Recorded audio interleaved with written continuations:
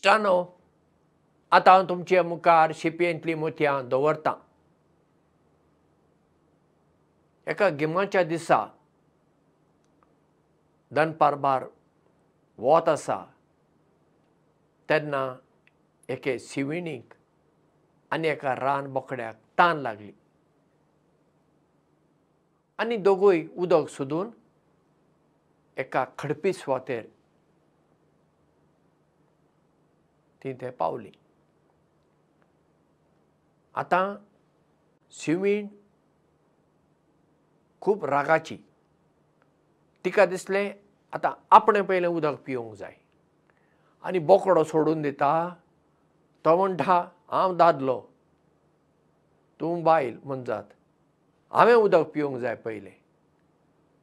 अशें दोगांचें पेटलें. इतलें पेटलें ती एकामेका म्हणूंक लागली, हांव मरपाक तयार आसां, पूण पयलें उदक हांवेंच पिवंक जाय. बोकडोय मरपाक तयार आसा आनी शिवीण जर मरपाक तयार आसा. असो तांचो वाद जालो आनी रागान ती दोगां पेटलीं. अशें जाताना चट करून तांची नदर अशी मळबार गेली दोगांची. ते मळबार कितें पळयतात? खूब गीद भोंवतात आनी आतां ह्या झगड्यांत कोण मरता ताका खावंक ते आयते आसात थंय. त्या गिदांक पळयतच दोगांचे तकलेंत मातसो उजवाड फांकलो. तांणी झगडचें सोडून दिलें आनी उदक पिवन आपआपल्या वाटेन शिवीण एके वाटेन गेली आनी बोकडो आपल्या वाटेन गेलो.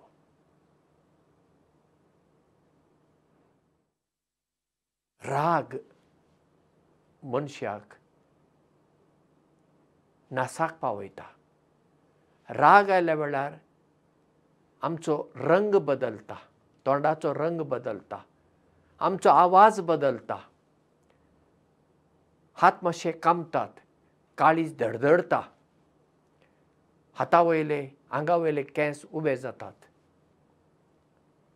आनी रागान मागीर आमी कितें उलयता, कितें करता तें आमकांच खबर ना. कित्याक आमच्या रागाचेर आमकां ताबो उरना. पूण ह्या रागाक लागून लुकसाण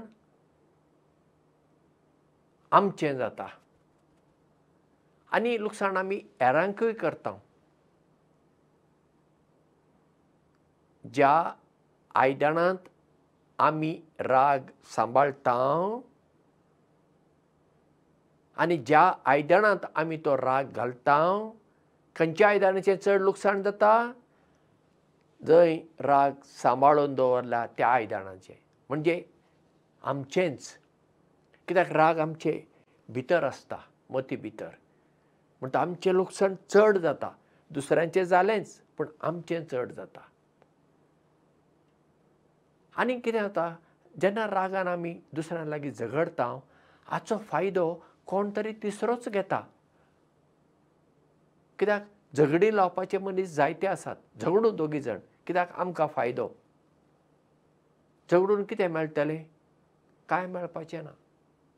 ताचे परस शांतपणी बसून एक वाट सोदून काडूंक जाता न्ही.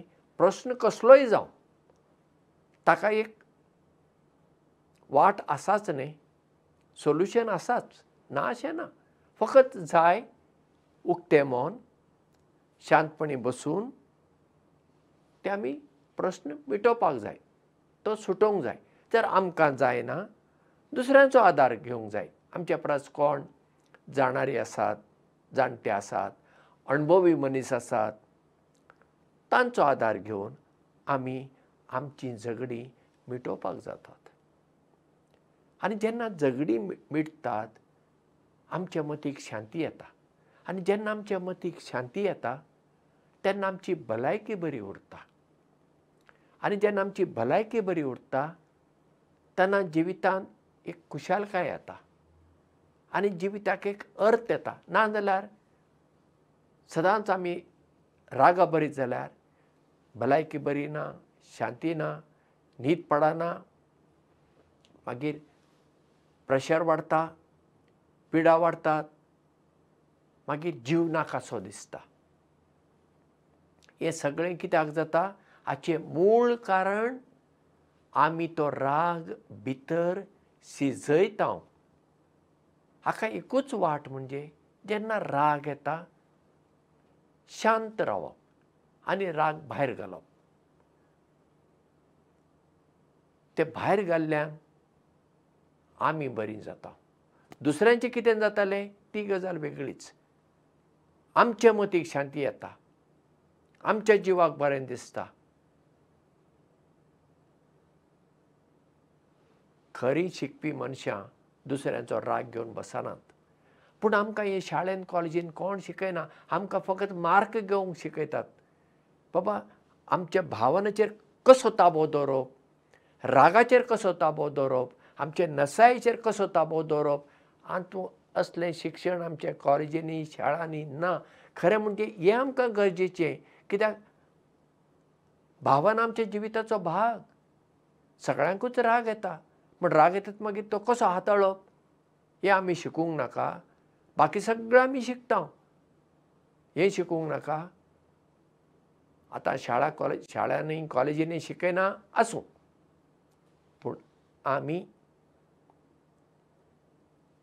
आमचे इतल्याकूच ह्या विशयाचेर खूब नियाळ करून आमच्या रागाचेर ताबो दवरूंक शिकुया. खुशाल बरीत जिवीत जिवुया आनी हेरांकूय खुशाल बरीत करुया. देव बरें करूं आनी मोग आसूं.